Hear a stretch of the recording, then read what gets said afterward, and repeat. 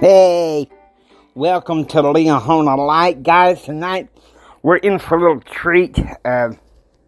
Because I'm juggling so much responsibility, this may be a short podcast, and I want to apologize in advance. Hopefully it doesn't take that, though. We may be delving pretty deep into the teachings of the Apostle Peter. Looks like we are. Okay, now, we're going to start with verse 5. And besides this, giving all diligence, add to your faith virtue, and the virtue knowledge. And in verse 6, and to knowledge, temperance, and to temperance, patience. Okay? We all need a little patience, don't you think? And to patience, godliness. And to godliness, brotherly kindness. And to brotherly kindness, charity. For if these things be in you, and abound, they make you that ye shall neither be barren nor unfruitful in the knowledge of our Lord Jesus Christ. That tells you something. Because many of these, the ability to minister and fellowship to others, to show kindness and respect and civility, benevolence and everything, that's good, especially for now in this reactive culture.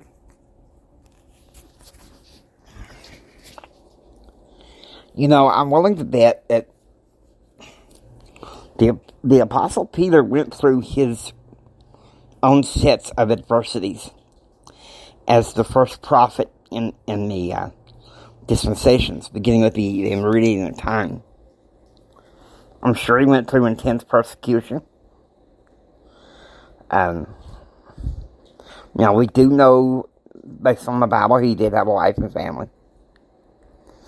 And so, the cost that was borne by Peter, and yet despite this, he's writing to the church, he's writing to us about how to have this kindness, how to have temperance. You know, temperance is something that is really lacking in this reactive culture. It's a big problem. And so, to that extent,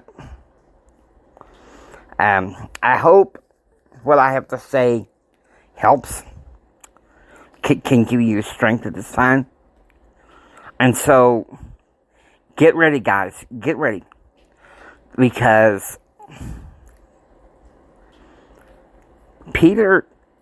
what Peter is doing is he's giving us the attributes of a faithful disciple. The attributes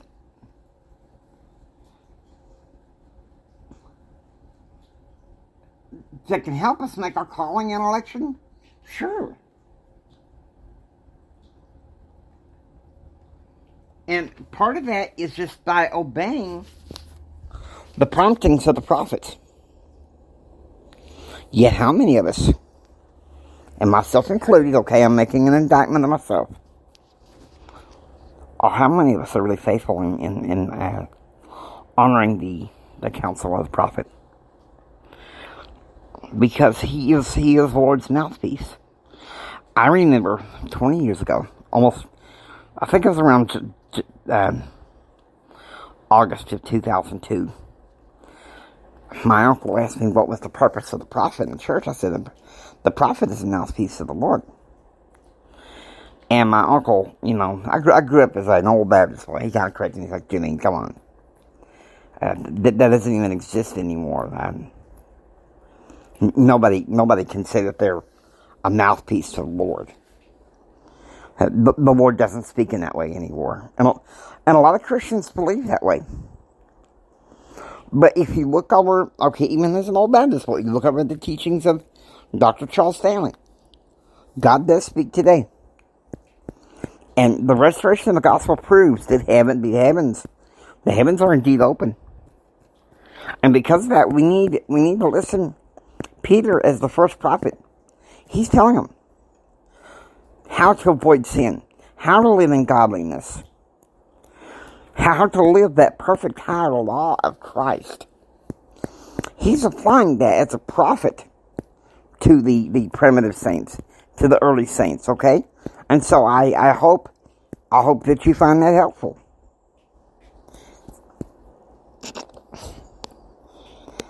Now, I hope you enjoy listening to Leahona Light. If you like what you hear, please subscribe and become a part of the Leahona Light family. This is Jimi Hendrix saying until next time,